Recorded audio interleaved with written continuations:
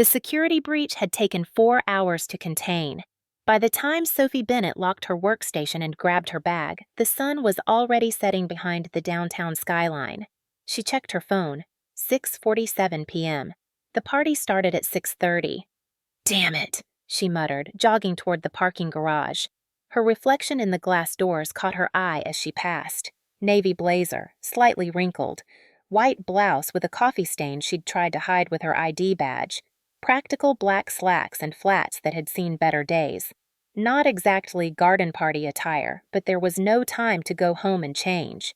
The Bennett estate was a 40-minute drive in good traffic. Sophie merged onto the highway, her mind still half-focused on the vulnerability she'd just patched. A phishing attack that had nearly compromised their entire client database. Richard, her boss, had been useless as usual, coordinating from some restaurant while she did the actual work. Her phone buzzed. A text from her mother. "Where are you?" Sophie dictated a response while driving. 20 minutes out. Got stuck at work. Sorry." No reply. That was typical for Clara Bennett. The silent treatment was her preferred method of communication when displeased. Sophie had learned long ago not to expect warmth from her mother, but she kept showing up to family events anyway, kept trying, kept hoping that maybe this time would be different. The estate gates were already open when she arrived. Sophie could hear music drifting across the manicured lawn, a string quartet playing something classical and expensive sounding. She parked her 5-year-old Honda Accord at the far end of the circular driveway, wedged between a Tesla and a Mercedes. The contrast was immediate. Through the garden archway, Sophie could see at least 100 people milling around in evening wear. Crystal champagne flutes caught the light from the lanterns strung between trees. Women in cocktail dresses and men in tailored suits. And there was Sophie, sneaking in through the side gate in her work clothes, hoping to blend into the background. "Sophie!" She turned to see her brother Evan striding toward her, resplendent in a custom tuxedo that probably cost more than her monthly rent. At 26, he'd perfected the art of looking effortlessly elegant. His dark hair was styled with that careful casualness that required expensive products and professional expertise. His smile was bright, but it didn't reach his eyes. "You made it," he said, air kissing near her cheek. "Mom's been asking about you." "I texted, work emergency." "Right, work." He said it the way someone might say excuses. "Well, you're here now. Come on, Dad's about to make an announcement." Sophie followed him through the crowd, acutely aware of the eyes tracking her progress. She recognized most of these people, her parents' social circle, fellow members of the country club, business associates, distant relatives she saw once a year at events like this. A few offered polite nods, most simply stared. Her father, Andrew Bennett, stood at the center of the garden near a small platform that had been set up for the quartet. He was a tall man, 62, but maintaining the physique of someone who had a personal trainer and time to use them. His silver hair was swept back, and his charcoal suit fit him perfectly. Next to him stood Clara, Sophie's mother. At 58, she was elegant in the way that required constant maintenance. Regular spa treatments, a standing hair appointment, and a wardrobe that cost more than some people's cars. Her champagne-colored dress shimmered in the garden lights. As Sophie approached, her mother's gaze swept over her work clothes. Clara's expression didn't change, but something flickered in her eyes. Disappointment? Disdain? Sophie had stopped trying to decode it years ago. "Everyone!" Andrew's voice boomed across the garden. The quartet stopped mid-measure. Conversations died. All eyes turned to the platform. Sophie found herself standing at the edge of the crowd, Evan beside her. She assumed this was Evan's engagement announcement. He'd been dating Senator Richardson's daughter for 6 months. This seemed like exactly the kind of theatrical venue Andrew would choose for that kind of news. "Thank you all for coming tonight," Andrew continued, his voice warm and projecting effortlessly. "The Bennett family has always valued certain principles: honesty, transparency, and above all, accountability." Sophie felt a prickle of unease. Something in his tone was off. "We've raised 2 children," Andrew said, gesturing toward Evan and then, pointedly, at Sophie. "We've given them every opportunity, every advantage. We've invested in their futures, hoping to see returns not just in financial success, but in gratitude, loyalty, and family values. The crowd murmured appreciatively. Sophie's unease grew. Sometimes, Andrew continued, those investments pay off beautifully. He smiled at Evan, who straightened under the attention. And sometimes we have to accept that we've made a poor investment, that it's time to cut our losses. Sophie's stomach dropped. Andrew gestured to someone in the crowd. A server approached carrying an elegant wooden box about the size of a large book. Andrew took it with a gracious nod. Sophie, sweetheart, could you come up here, please? The crowd parted. Sophie felt 100 pairs of eyes on her back as she walked forward. Her legs felt disconnected from her body. This was fine. This was probably fine. Maybe it was a gift, an apology for all the times they'd made her feel small. Andrew handed her the box. It was heavier than she expected. Open it, he said, and there was something in his smile that made Sophie's hands shake. She lifted the lid. Inside was a leather portfolio, the expensive kind lawyers used. She opened it with fumbling fingers. A single document, itemized, professional formatting. Invoice to Sophie Bennett. From Andrew and Clara Bennett. For cost of raising. Sophie Bennett, birth to present. The numbers swam in her vision. Room and board, 0-18 years. $180,000. Private school tuition, grades to 12. $68,000 college contributions, $25,000 medical and dental expenses, $8,500 opportunity costs, $5,850 total due, $287,350. Sophie stared at the paper. The garden spun around her. This couldn't be. We wanted you to understand the real cost of your choices, Andrew said, his voice still projecting to the back rows. For 28 years, we've been pouring resources into you, Sophie. And what have we gotten in return? Sophie looked up at him, at her father. The man who'd taught her to ride a bike, who'd sat through her piano recitals, who'd driven her to college orientation. Except he hadn't done any of those things, had he? The nanny had taught her to ride a bike. Clara had sat through exactly one recital before declaring them tedious. And she'd driven herself to college orientation because Andrew had a golf tournament. You've been distant, Andrew continued. Ungrateful. You missed the family brunch last week. You barely acknowledge the advantages we've given you. You correct me at family gatherings like I'm some kind of idiot. Dad, Sophie's voice cracked. I don't understand. This is a joke, right? This has to be... It's not a joke. Clara's voice cut through the garden, amplified by the speakers. She'd taken a microphone from somewhere. It's reality, Sophie. Some people contribute to a family. Others just take. We're simply tallying the cost. Sophie looked around the garden. 100 faces stared back. Some looked uncomfortable. Some looked fascinated. No one looked surprised. They knew. Her parents had told them this was coming. The car keys, Sophie. She turned. Evan had stepped forward, hand outstretched, palm up. His expression was almost pitying. What? The Accord. Dad transferred the title to me this morning. He said it gently, like he was explaining something to a child. You know, someone who actually appreciates what this family provides. Sophie's hand went automatically to her pocket, where her car keys rested. That's my car. I've been making the insurance payments for 3 years. Check the title, Andrew said. My name. My property.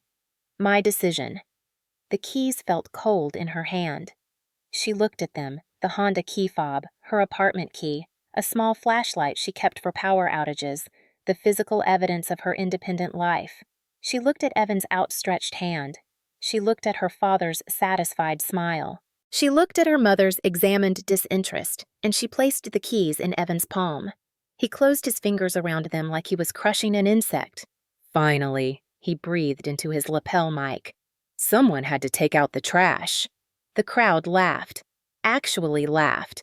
Like this was entertainment. Like they were watching a performance instead of a daughter being systematically dismantled. But wait, Andrew said, his voice booming with false joviality. There's more! Sophie's vision narrowed.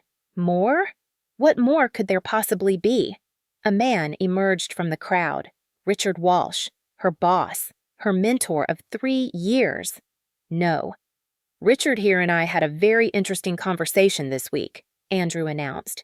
About loyalty, about character, about the kind of people companies want representing them.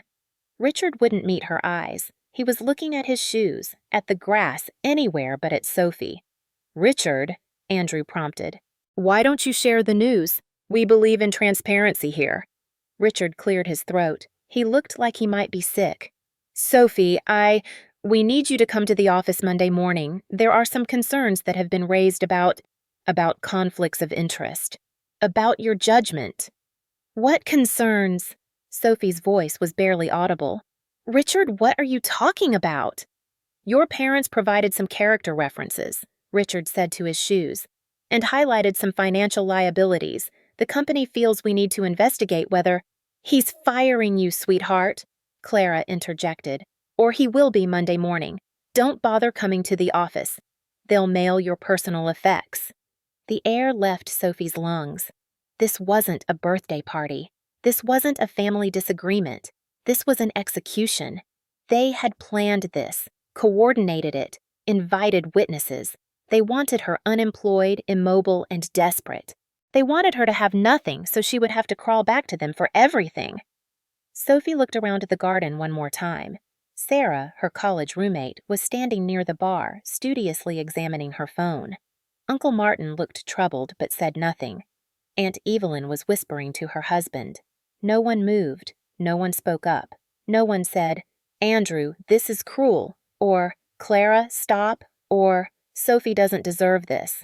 They were watching a public execution, and they were too polite, or too entertained, to intervene. Sophie stood alone on the manicured grass. The invoice was heavy in her hands. The space where her car keys used to be felt like a wound in her pocket. She looked at her father, who was beaming like he'd just closed a successful business deal. She looked at her mother, who was examining her manicure. She looked at her brother, who was dangling her keyring on his finger like a trophy. And something in Sophie fractured. Not into sadness, not into despair, into clarity. She didn't cry. She wouldn't give them that satisfaction. Instead, she carefully folded the invoice and placed it in her bag. She straightened her blazer. She met her father's eyes. I'll show myself out, she said quietly. She turned and walked toward the garden gate. The gravel crunched under her sensible shoes, the only sound in the suffocating silence. She made it to the gate before she realized she didn't have her car keys. She'd have to walk. Behind her, the string quartet started playing again. The party resumed. Within minutes, they'd forgotten about her, moved on to more pleasant topics. Sophie stood at the edge of the property, looking out at the tree-lined street. The nearest bus stop was 1.5 miles away. She started walking. The blisters started forming after the first half-mile. Sophie's flats weren't designed for long walks, and the straps cut into her heels with each step. She ignored the pain. It was almost welcome, something physical to focus on instead of the screaming chaos in her head. 287,350. The number played on repeat. Had they really spent that much? Or was it inflated, a way to maximize her humiliation? And why now? What had changed? A car slowed beside her. Sophie tensed, ready to run if necessary, but it was just a teenager in a beat-up sedan, looking concerned. You need a ride? The kid asked through the open window. I'm fine, thanks. You sure? You're like limping. I'm sure. Thank you. The kid shrugged and drove on. Sophie pulled out her phone to call an Uber. The app opened, loaded, then displayed an error message. Payment method declined. She tried again. Same message. Her Venmo app. Account access suspended. Her bank app loaded normally. She checked her balance. $3,247. Her money was still there, but something was wrong with her accounts. Then she remembered. Andrew had set up most of her financial apps when she first moved out. Family plan, he'd called it. Easier to manage and it saves you money. He had administrator access. Sophie closed her eyes and counted to 10, then 20. Then she gave up counting and just focused on breathing. She tried calling her best friend Jenna. Voicemail. Right, Jenna was at her cousin's wedding this weekend. She'd mentioned it last week. Sophie scrolled through her contacts. Who could she call? Who wouldn't have been at that party soaking up the gossip? Her ex-boyfriend Tyler? No. That bridge was burnt for good reasons. Her work friend Melissa? Maybe, but it was Saturday night. She was probably out. Sophie pocketed her phone and kept walking. The bus stop came into view after 45 minutes. Sophie's feet were screaming. She collapsed onto the bench and examined the damage. Broken blisters on both heels, blood seeping into her shoes. The bus schedule board showed the next arrival in 20 minutes. Sophie leaned back against the bench and stared at the darkening sky. It was fully night now, stars beginning to emerge between the streetlights. Her phone buzzed, then again, and again. She pulled it out and watched the notifications flood in. A text from Clara. We just wanted you to see reality, Sophie. Sometimes love looks like a hard lesson. Call us when you're ready to grow up. An Instagram notification. Evan had posted a photo. Sophie clicked through, knowing it would hurt, but unable to stop herself. It was a selfie in the driver's seat of her. His Accord. Evan was pouting at the camera, one perfectly styled tear sliding down his cheek. The lighting was professional, the angle calculated. Caption, so sad when family turns toxic. Sometimes you have to cut people off to protect your peace. #healing, #boundaries, #family first. The comments were already rolling in. So brave! You deserve better. Proud of you for setting boundaries. Sophie's hands shook. She wanted to comment, to explain, to tell everyone what had really happened, but what would she say? Actually, my brother just stole my car after my parents publicly disowned me. Who would believe her? Another notification. An email from Andrew. Subject line, repayment schedule. She almost didn't open it, almost deleted it right there, but she needed to know. Sophie, if you do not set up a payment plan for the $287,350 by Friday, we will pursue legal action for theft of services and breach of family contract. Do not test me. This is not negotiable. You've taken from this family for 28 years. It's time to pay your debts. Dad. Sophie read it twice. Then a third time. Theft of services. Family contract. Legal action. He was serious. He was actually serious. The bus arrived. Sophie hauled herself aboard, paid the fare and crumpled bills from her wallet, and collapsed into a seat near the back. A teenager across from her was watching TikTok videos, the bright screen illuminating his face. He was laughing at something, completely oblivious to the fact that Sophie's entire life had just imploded right next to him. Sophie envied him that oblivion. Her apartment was dark when she finally unlocked the door at 9:17 p.m. Sophie didn't bother turning on the lights. She dropped her bag by the door, kicked off her ruined shoes, and stood in the darkness. A soft chirp came from the bedroom. Compiler, her tabby cat, emerged and wound between her legs, purring. Hey, buddy, Sophie whispered, bending to scratch behind his ears. Did you have a better day than me? Compiler purred louder, which she chose to interpret as sympathy. Sophie made her way to the bathroom and assessed the damage in the mirror.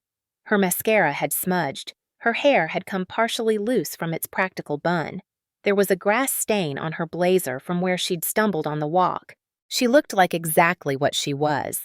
Someone who'd been destroyed in public and then walked home alone. She peeled off her work clothes and stepped into the shower, letting the hot water run over her until it went lukewarm. The blisters on her heels stung. She welcomed the pain. When she finally emerged, wrapped in an old bathrobe, her phone was lit up like a Christmas tree. 17 text messages, 9 Instagram notifications, 4 missed calls, 3 emails. Sophie ignored all of them and went to her desk. Her laptop sat closed, waiting. Next to it, her second monitor and the keyboard she'd built herself from a kit. The desk was organized with military precision, a habit from years of working in cybersecurity. Everything had its place. She opened the laptop. The screen glowed to life. For a moment, Sophie just stared at it. She could check job boards, update her resume, start planning her next move. Instead, she opened a terminal window. The black screen and blinking cursor felt honest in a way nothing else did tonight. She was a cybersecurity analyst. Her job, her soon-to-be former job, was to find vulnerabilities, trace breaches, understand how systems fail. And her family was a failing system. Her fingers hovered over the keyboard. The invoice sat on her desk, mocking her with its precise numbers. $287,350. Sophie stared at that number. Something about it bothered her. The specificity, the confidence, the absolute certainty that every penny was accounted for. But was it? She pulled up a notepad and started breaking down the costs. Room and board, 00 to 18, $180,000. That's $10,000 per year, for room and board. For a child who lived in a mansion with a full-time housekeeper. Private school tuition, $68,000. 4 years at Meadowbrook Academy. Tuition was $15,000 a year. That's $60,000. Where did the extra $8,000 come from? College contributions, $25,000. Sophie had gone to state on academic scholarships. She'd never asked her parents for tuition money, never received any. Medical, dental, $8,500, possibly accurate. But why itemize this when they'd had family insurance that covered most costs?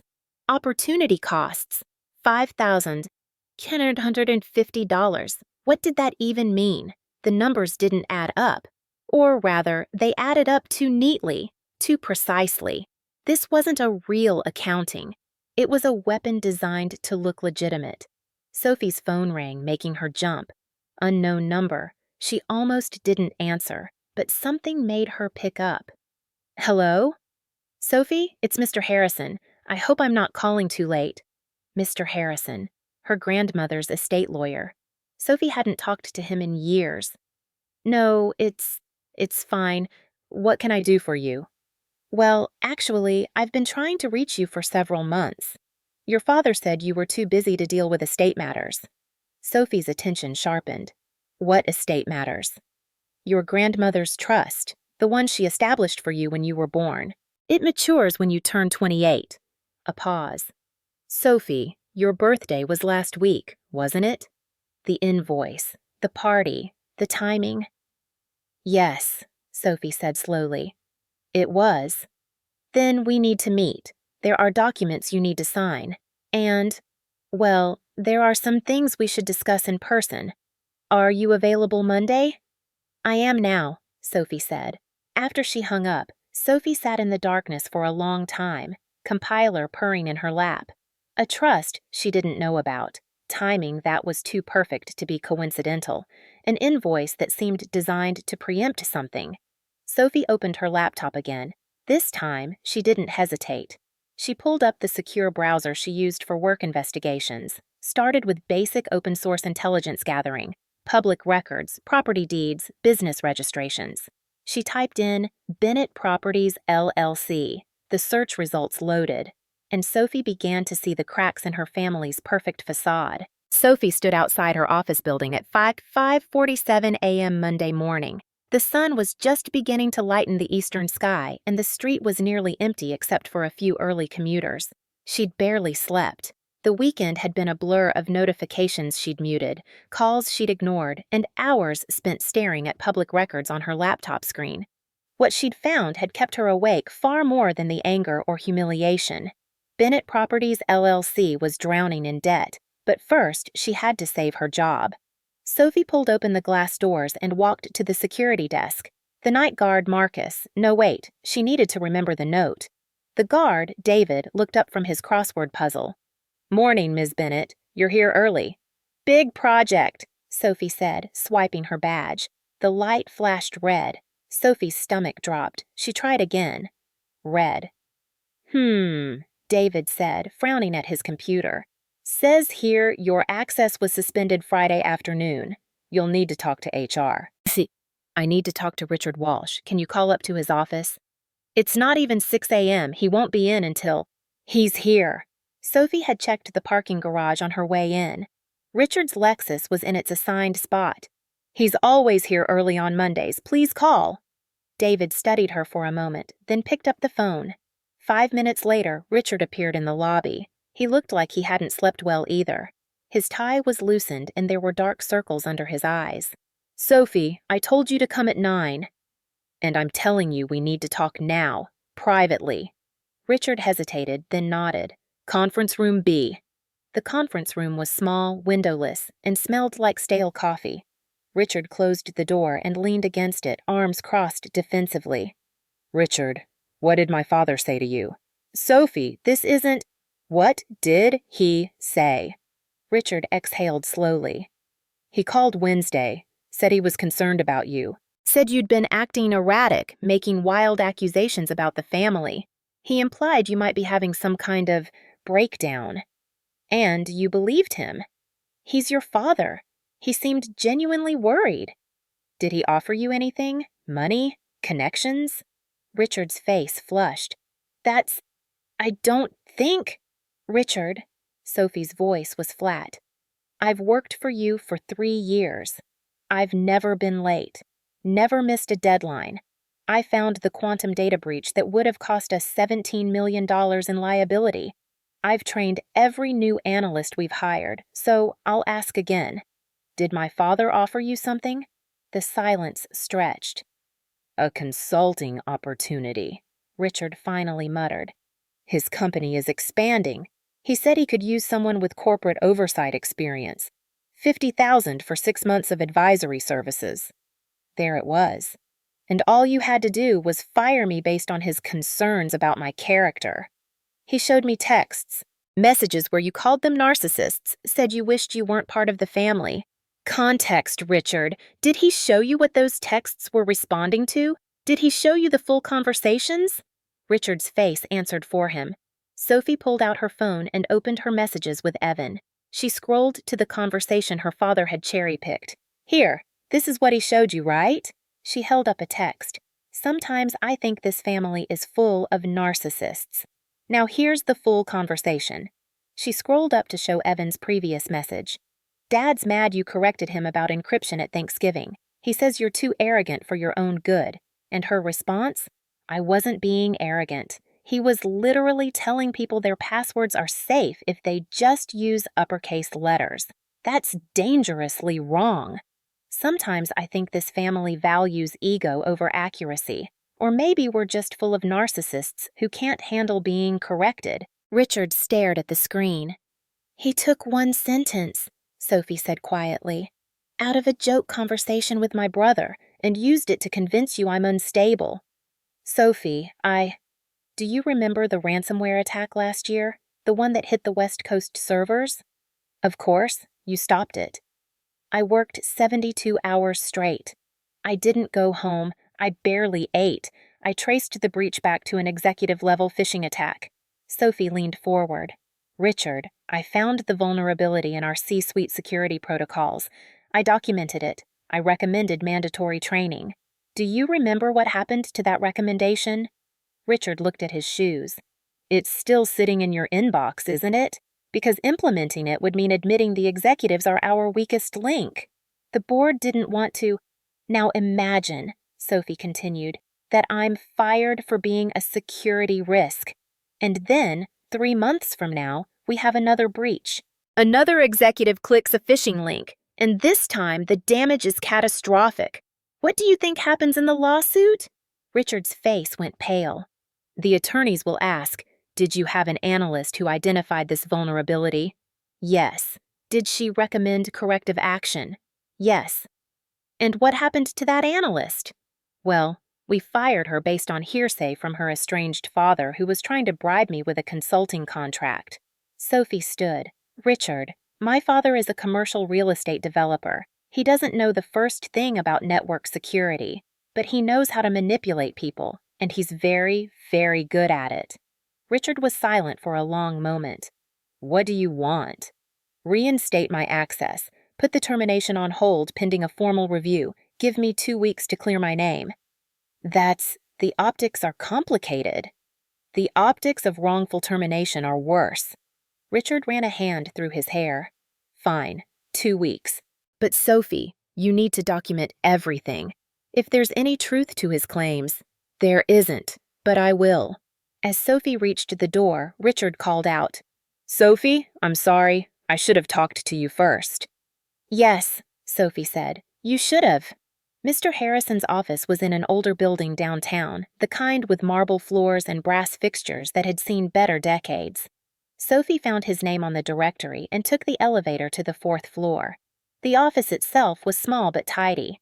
Law books lined the walls, and the furniture looked like it had been purchased sometime in the 1980s and maintained carefully ever since. Mr. Harrison himself was in his 70s, with white hair and kind eyes behind wire-rimmed glasses. He stood when Sophie entered. Sophie, thank you for coming. Please, sit. He gestured to a chair across from his desk, then settled into his own seat with a slight grimace. Arthritis, he explained. Getting old is not for the faint of heart. Yes. Can I get you coffee? Water? I'm fine, thank you. You said there was a trust?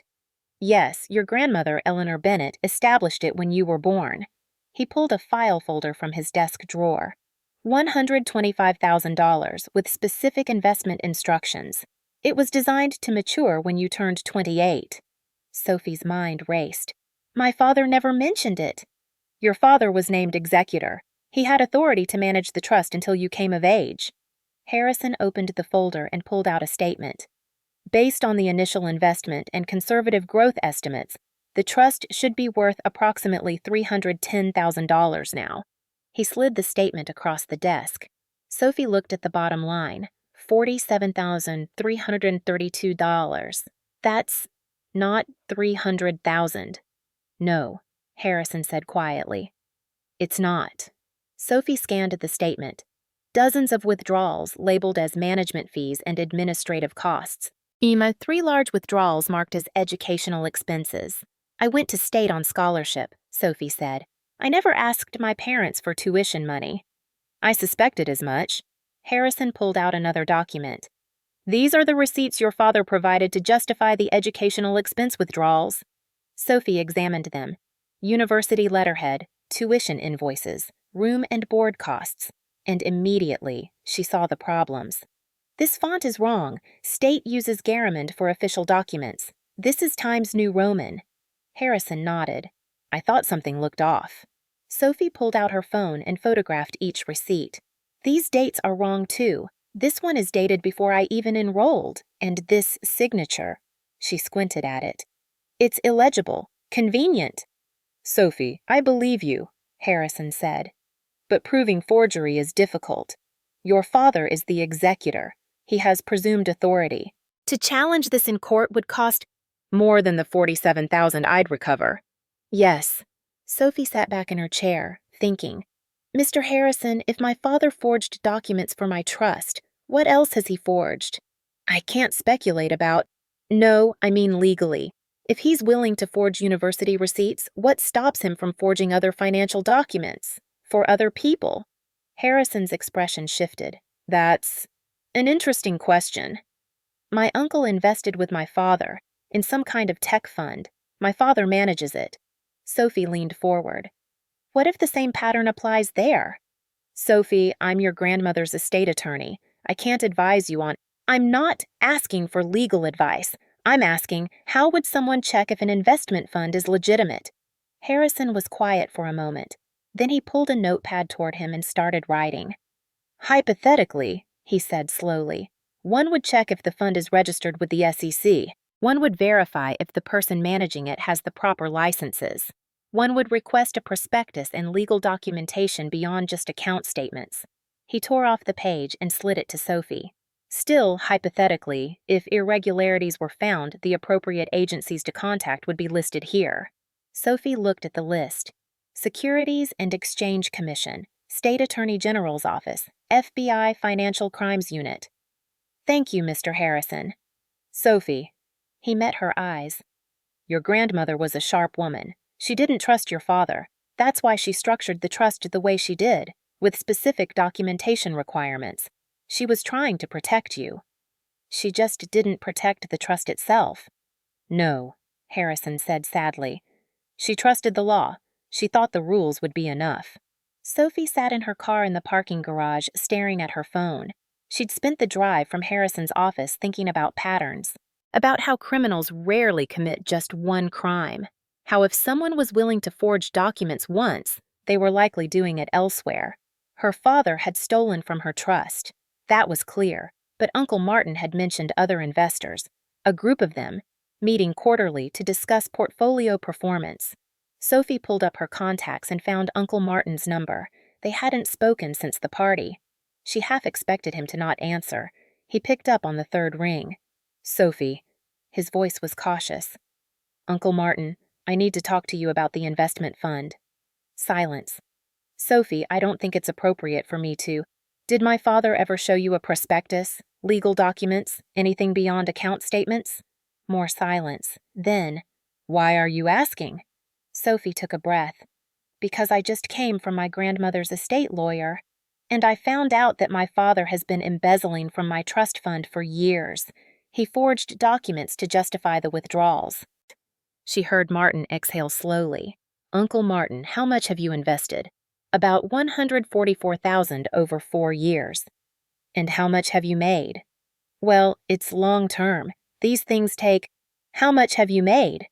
I haven't seen any returns yet, but the statements show growth and your father says—" "Can we meet?" Sophie interrupted. "I need to show you something." The diner was halfway between their locations, a 1950s throwback with vinyl booths and a jukebox that probably hadn't worked since 1987. Uncle Martin was already there when Sophie arrived, sitting in a corner booth with a cup of coffee. He looked older than Sophie remembered. 54, but the stress of the last few days had etched new lines around his eyes. "Thank you for meeting me," Sophie said, sliding into the booth across from him. "Your father told everyone you were having a breakdown," Martin said. "That you were making wild accusations because you were angry about— well, about the party." "And do you believe that?" Martin studied her. No, I don't think I do. You were always the most level-headed person in the family." Sophie pulled out her phone and opened the photos of the forged university receipts. "These are documents my father submitted to my grandmother's trust to justify withdrawing money for my education. Except I didn't receive any of that money, and these receipts are fake." Martin examined the photos, zooming in on the details Sophie pointed out. "The font is wrong, the dates don't align with my enrollment, and look at this signature. It's intentionally illegible because there's no real administrator to sign off." Martin's face had gone pale. "Uncle Martin, can you show me your investment statements?" With shaking hands, Martin pulled out his phone and opened an email. The attachment was a PDF, professionally formatted with graphs and charts showing steady growth. Sophie looked at it for less than 30 seconds before she recognized the template. "This is from an online statement generator. You can buy the template for $29. It's designed to create fake investment documents." That can't be. "Do you have a prospectus, an investment agreement, anything that shows where your money is actually going?" Martin's face answered the question. "He's my brother," Martin said quietly. "I trusted him." "I know. That's what he counted on." Sophie pulled out her notepad. "Uncle Martin, you mentioned other investors, a group that meets quarterly." "Yes, about 8 of us. We get together to discuss our portfolios, share investment strategies. Your father hosts the meetings." "What if none of you have real investments?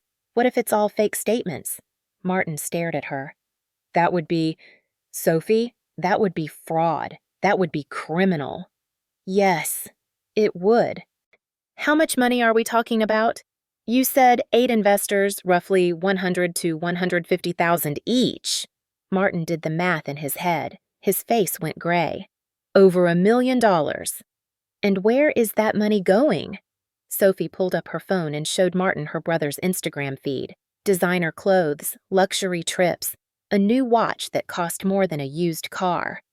"Evan's official job is marketing consultant at Bennett Properties. He might make $60,000 a year, but look at what he's spending." Martin scrolled through the posts, his expression darkening. "Sophie, what are you saying?" "I'm saying my father took your money, and instead of investing it, he's been using it to fund Evan's lifestyle, and probably his own." Martin set down the phone. His hands were shaking. "What do? We prove it. We document everything, and then we report it to the authorities. He's my brother, Martin repeated, but this time it sounded less like a defense and more like grief. I know, he's my father. But Uncle Martin, if we don't stop this, he'll keep going. He'll find more investors, more victims. And eventually, when it all collapses, and it will collapse, the damage will be catastrophic. Martin was quiet for a long time. Finally, he looked up. What do you need from me? Sophie pulled out her notepad and started writing. First, I need the names of the other investors. Second, I need you to ask Dad to return some of your money. Make an excuse, medical bills, home repair, anything. See what he says. You think he'll refuse? I think he doesn't have it to return, and I think his response will tell us everything we need to know. 3 days later, Uncle Martin sat in Sophie's apartment, staring at her phone on the coffee table like it was a live grenade. You're sure about this? He asked for the third time. I'm sure. Sophie sat across from him, laptop open, recording software ready. Just ask to withdraw $50,000. Say it's for Aunt Evelyn's medical procedure. Keep it simple. Martin picked up the phone with shaking hands. What if there's an explanation? What if I'm wrong? Then we apologize and move on. But Uncle Martin, you're not wrong. He nodded and dialed. Sophie started the recording software. The phone rang twice before Andrew's jovial voice filled the apartment through the speaker. Martin, good to hear from you. How's Evelyn? That's actually why I'm calling. Martin's voice was steadier than Sophie expected. We need to withdraw $50,000 from the investment fund. Medical expenses. A pause. Just half a second, but Sophie caught it. $50,000? That's a significant withdrawal. I know, but it's necessary. The procedure isn't covered by insurance. Martin, we've talked about this. The investments are locked in for 5 years minimum. Early withdrawal would trigger penalties, tax implications. It's all in the agreement. Martin glanced at Sophie. She nodded encouragement. What agreement? I don't remember signing anything specific. Another pause, longer this time. Martin, you sound stressed. This is about Evelyn's health, I understand. But making rash financial decisions when you're emotional. I'm not being rash. I just want to see the actual investment documents, the prospectus, the legal paperwork. Of course. Absolutely. I'll bring everything to Sunday dinner. We can go through it line by line. I need them today, Andrew. The silence stretched. When Andrew spoke again, his voice had changed. The warmth was gone. Martin, has Sophie been talking to you? What does Sophie have to? Because she's been making some very serious accusations. Paranoid conspiracy theories. I'm genuinely worried about her mental state. If she's been filling your head with nonsense, I'm asking about my own investments, Andrew. My money. That's not paranoia. Martin. Andrew's voice went cold and sharp. Be very careful here. Family is everything. Don't let Sophie poison your relationship with your own brother. Remember, I know where all the bodies are buried. The threat hung in the air like smoke. Martin's face had gone from pale to red.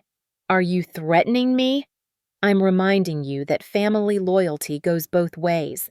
We've had each other's backs for 50 years. Don't throw that away because a troubled young woman is manipulating you. Send me the documents, Andrew, today, or I'm calling my lawyer. You know what? Fine, I'll send everything, and when you see that I've done nothing wrong, I expect an apology for doubting me, for letting Sophie turn you against your own blood. The line went dead. Martin set down the phone and looked at Sophie. He's not going to send anything, is he? No, Sophie said quietly. He's not. Sophie spent the next 2 days barely sleeping. While waiting for Andrew's inevitable stalling tactics, she'd been digging deeper into Bennett Properties' public records. What she found was damning. The Bennett family estate, the mansion where that horrible party had taken place, had been refinanced 6 months ago. The mortgage was now at 90% of the property's value. That meant Andrew had pulled out nearly $800,000 in equity, but the property showed no signs of renovation. No permits filed, no improvements made. Where had the money gone? Sophie cross-referenced the refinance date with Evan's Instagram posts. 6 months ago, Evan had suddenly started posting about Lifestyle Solutions LLC, a new venture he was building from the ground up. She searched business registrations. Lifestyle Solutions LLC was registered in Delaware, common for shell companies. Listed purpose: business consulting services. Managing partner: Evan Bennett. She pulled up the company's registered agent information and found an address, a strip mall office that rented virtual addresses for $49 a month. This wasn't a real business. It was a funnel. Sophie created a timeline spreadsheet. Money goes into Bennett Investment Group from investors. Money sits for 48 hours. Money transfers out to Lifestyle Solutions, LLC. From there, it scatters: credit card payments, luxury purchases, cash withdrawals. She couldn't access actual bank accounts. That would be illegal. But she could see the pattern in Evan's spending versus his supposed income. The math didn't work unless he had another source of funds. Uncle Martin called Wednesday evening. "Nothing," he said. "Andrew sent an email saying the documents are in storage and he'll need a few days to locate them. Then he invited us to Sunday dinner again. Said we could sort everything out as a family." He's stalling. "I know. Sophie, I talked to Tom Patterson. He's one of the other investors. I asked if he'd ever seen actual prospectus documents." "And?" "He said no, but he said something else. He said he hired a private investigator 3 months ago." Sophie sat up straighter. "What?" Tom had doubts. He didn't want to accuse Andrew without proof, so he hired someone to look into things. "Can I give him your number?" "Yes. Absolutely yes." Tom Patterson turned out to be a meticulous man in his early 60s, retired from a career in accounting. When he arrived at Sophie's apartment Thursday night, he brought a 3-ring binder that looked like it weighed 5 pounds. "I thought I was being paranoid," Tom said, setting the binder on Sophie's coffee table. "But I've been documenting everything Andrews said for 2 years, every promise, every excuse for why we couldn't access our money. Every meeting." Sophie opened the binder. Inside were printed emails, meeting notes, even transcripts of phone conversations Tom had recorded. "This is incredible," Sophie breathed. "I was an auditor for 30 years, Tom said. "I know what fraud looks like, but Andrew's my wife's cousin. I didn't want to believe." He trailed off. "The PI I hired found something else." He pulled out a separate folder. Inside were photos taken with a telephoto lens. Andrew entering and exiting high-end casinos in Atlantic City and Las Vegas. Time-stamped, dated. "He goes twice a month," Tom said. "High-stakes poker rooms. The PI talked to some dealers. Andrew's known there. Known as a whale. Someone who bets big and loses bigger." Sophie's mind reeled. "How much?" "The PI estimates he's lost over $600,000 in the past 2 years. Maybe more." Suddenly, everything clicked into place. The Ponzi scheme wasn't just about funding Evan's lifestyle. Andrew had a gambling problem. He was using investor money to chase losses, always believing the next big win would let him pay everyone back.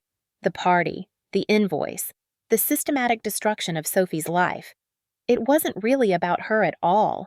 Andrew needed to eliminate her because she was the only person in the family who had the skills to uncover financial fraud, had the independence to report it, wasn't financially dependent on the scheme. Sophie had to be discredited before she could discover the truth. "Tom, how many total investors are there?" 8 of us. I've been calling them. Everyone's willing to meet." "When?" "Tomorrow night. My house. Can you be there?" Tom Patterson's house was a modest 2-story in the suburbs. When Sophie arrived Friday evening, 7 cars were already parked outside. Inside, she found the other investors gathered in the living room. 8 people who'd trusted Andrew with their futures. Uncle Martin made introductions. There was Dr. Rachel Kim, a pediatrician, invested $157,000. James and Patricia Moreno, small business owners, $134,000. David Chin, a real estate agent, $89,000. Linda Kowalski, a retired teacher, $98,000. Kenneth Rodriguez, an IT manager, $125,000. Tom Patterson, $142,000. Martin and Evelyn Bennett, $144,000. Total, $889,000, nearly $900,000.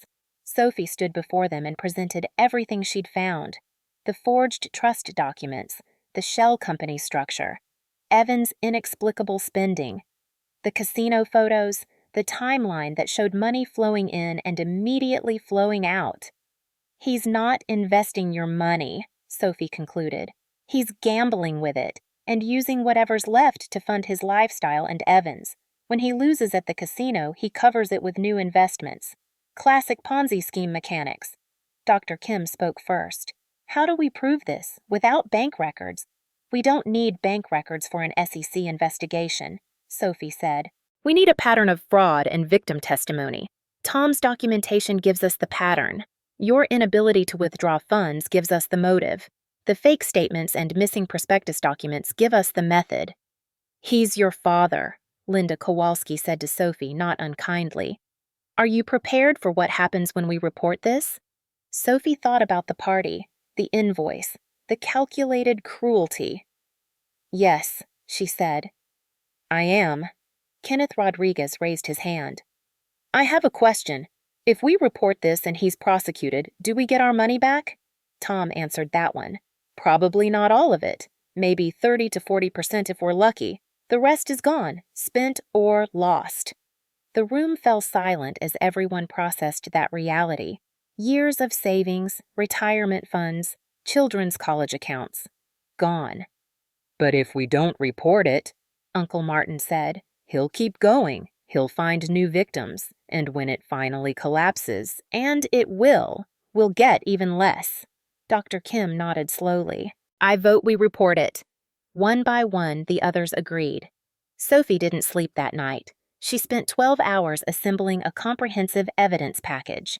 The prosecution package, all 8 investors' bank statements showing transfers to Bennett Investment Group, the fake investment statements with her analysis of the template, her trust documents with the forged receipts, Tom's 2 years of documentation, the casino surveillance photos, timeline of property refinances, cross-referenced with Evan's spending business registration showing no investment licenses, recorded conversation with Uncle Martin where Andrew made threats. She didn't just email it. She created a formal SEC complaint with supporting documentation. She CC'd the State Attorney General's office and the FBI's Financial Crimes Unit, and she included her own sworn statement with her contact information, offering to cooperate fully. This wasn't anonymous. This was her name attached to the accusation of her own father. At 6:47 a.m., Saturday morning, Sophie hit send. Then she sat back and waited for the world to catch fire. Andrew called at 9:23 a.m. Sophie let it ring twice before answering. "Hello, Dad." "What have you done?" His voice was ragged, panicked. "Sophie, what the hell have you done?" "I filed a complaint with the SEC documenting your investment fraud. The FBI has it too. So does the state AG's office." You can't. This is a misunderstanding.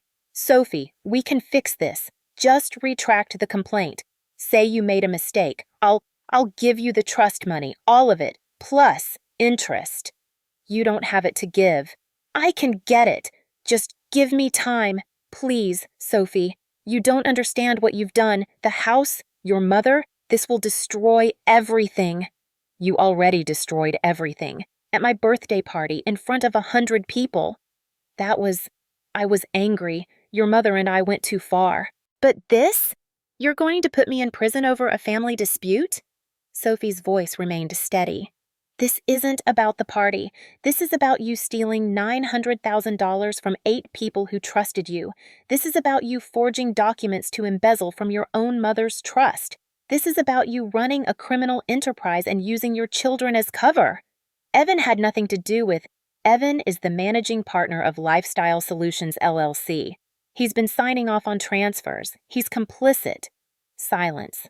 Then, "Sophie, please, I'm begging you. Family is not a shield for fraud.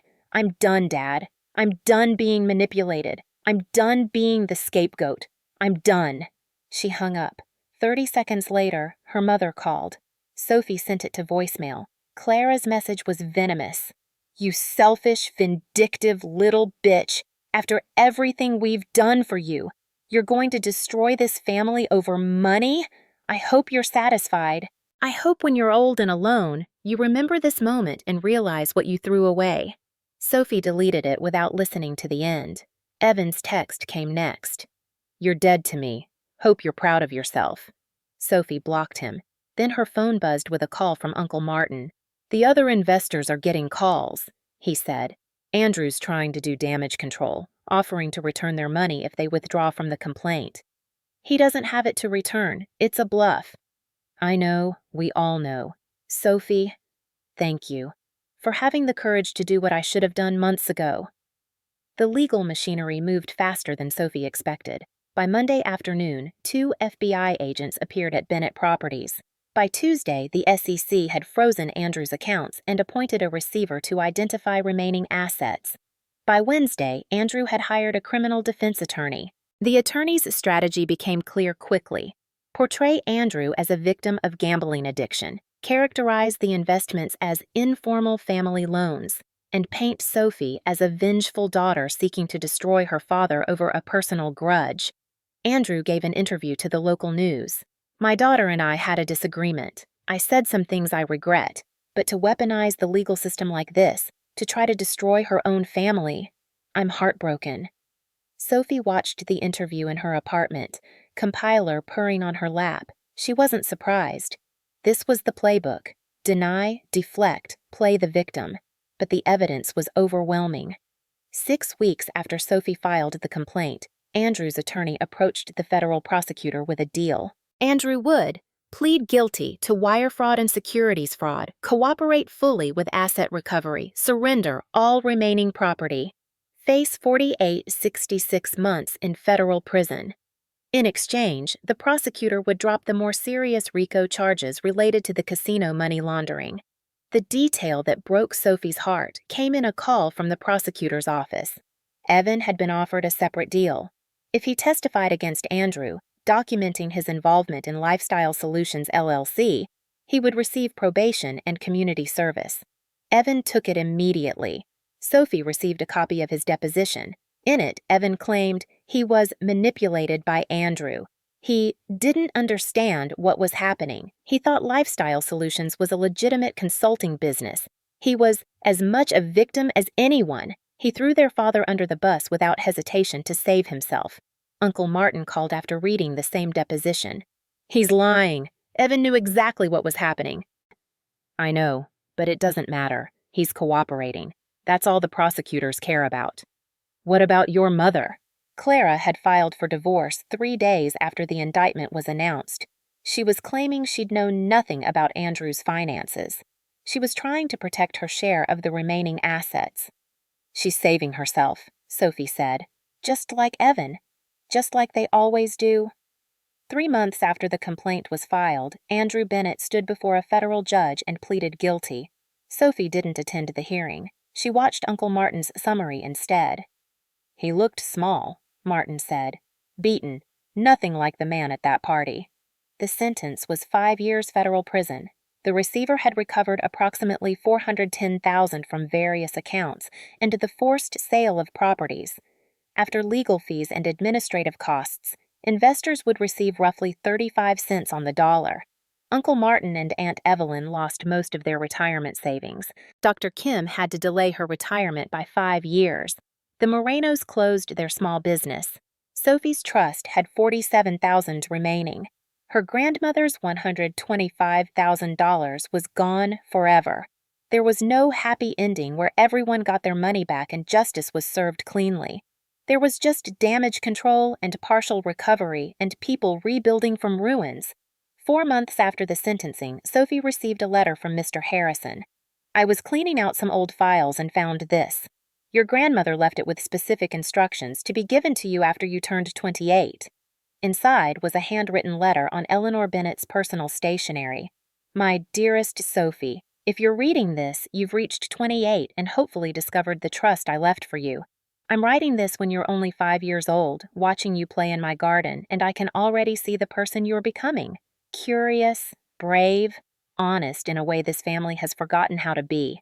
I set up the trust with your father as executor because legally I had to. But darling, I don't trust him.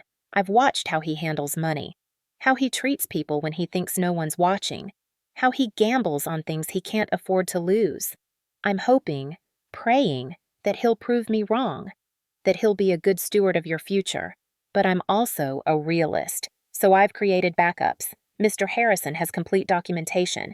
The bank has records. And there's a safety deposit box at First National Bank in your name. Box 447. Inside is every original document, every signature, every record of the trust. If your father does what I fear he might, you'll have proof. You'll have the tools to protect yourself. I hope you never need any of this. I hope you're reading this letter and laughing at your paranoid old grandmother. But if you do need it, know that I saw who he was, and I saw who you'd become. And I chose to bet on you. Be brave, sweetheart. Sometimes the strongest thing you can do is stand alone. All my love, Grandma Eleanor. Sophie sat in her apartment, tears streaming down her face. Her grandmother had known. 23 years ago, Eleanor had predicted exactly what Andrew would do, and she'd left Sophie the means to fight back. The next day, Sophie went to First National Bank. Box 447 existed. Inside, pristine original documents with Eleanor's authentic signature. Proof that any documents with different signatures were forgeries. A complete paper trail that would hold up in any court. Eleanor had given Sophie 2 gifts. Not just money, but armor. Epilogue. 1 year later, Sophie stood at her apartment window looking out at the city lights.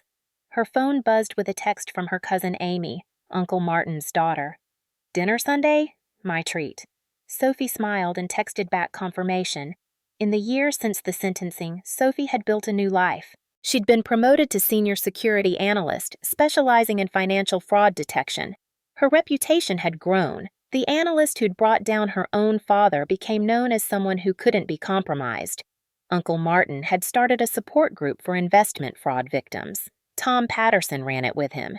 They helped people navigate the aftermath, process the trauma, rebuild their finances. Amy had become Sophie's closest family.